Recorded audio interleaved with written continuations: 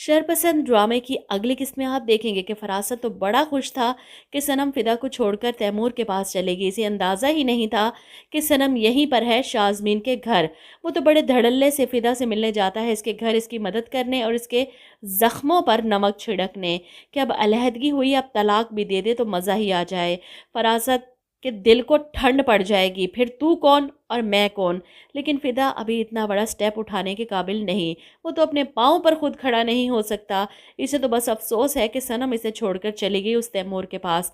वहीं दूसरी तरफ शाज़मीन सनम को हौसला हिम्मत देती है कि तुम उठो, हिम्मत करो, यूं घर में पड़े रहने से काम नहीं चलेगा। इस फरासत की आंखों में आंखें डालकर इसे चैलेंज करो कि इस बार इसने गलत लड़की से पंगा ले लिया है। ये सुनकर सनम में हौसला बढ़ता है।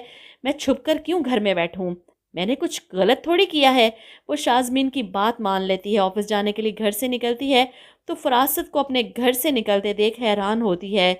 इधर फरासत सनम को शाज़मीन से के घर से निकलते देख परेशान कि ये यहाँ पर क्या कर रही है। सनम शाज़मीन से कहती है वो जानता है कि मैं उसे पसंद नहीं करती हूँ, इसकी वजह से मेरे घर में इतने क्लैशेस हुए और फिर भी वो इतने धड़ल्ले से मेरे घर में घुसता है। जिस पर शाज़मीन इसे समझाती है पता है वो ये सब क्यों कर रहा है, क्योंकि तुमने इसे चैलेंज किया है। अब वो ये सब कुछ तुम्हारे सामने करेगा, लेकिन तुमने हिम्मत नहीं हारनी, डट कर मुकाबला करना है।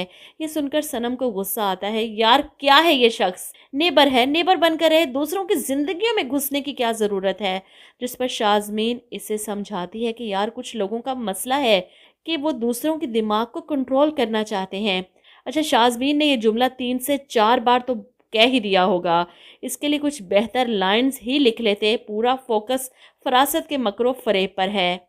इधर फरासत सनम और शाज़मीन के गठ जोड़ से काफ़ी परेशान है। रातों की नींदें उड़ी हुई हैं इसकी कि दोनों मिलकर इसके खिलाफ कोई साजिश तो नहीं कर रही। आते जाते इसका ध्यान शाज़मीन के घर की तरफ है। इसीलिए तो फिदा के सामने भी उगल देता है कि अंदाज़ा नहीं था कि सनम शाज़मीन के घर आकर रहने लग जाएगी। ये सुनकर फिदा हैरान होता है, क्या मतलब सनम ये सामने शाज़मीन के घर में है। जिस पर फरासत साहब कहते हैं कि इस औरत का किरदार तो पहले ही मशकूक है, तरह तरह के मर्द आते हैं इसके घर। सनम बेटी को कितनी बार समझाया था कि मोहतात रहे, लेकिन सोहबत का असर तो हो ही जाता है। दूसरी तरफ इसके अपने घर में मनाहिल का रिश्ता तय हो रहा है। वली अपनी माँ को लेकर फ़ौरन पहुँच जाता है। वली का रिश्ता मनाहिल के लिए कबूल कर लिया जाता है और फ़ौरन मिठाई के डब्बे खुल जाते हैं। शाज़िया बेगम भी खुलकर वली की दुल्हन को तस्लीम कर लेती है। लेकिन कहानी तो अब शुरू होगी। अब मेरा ख्याल है इस ड्रामे के ओएसटी को हकीकी रंग दे देना चाहिए कि बड़ा तू पछताएगा। फिलहाल तो देखने वाले पछता रहे हैं कि ख़त्म करेंगे ड्रामा, बस कर दे फरासत नामा। इस ड्रामे के बाद तो किसी अंकल का नाम फरासत हुआ तो बेचारे मुंह छुपाकर फिर रहे होंगे, क्योंकि लोग इनका नाम सुनते ही शक करने लगेंगे।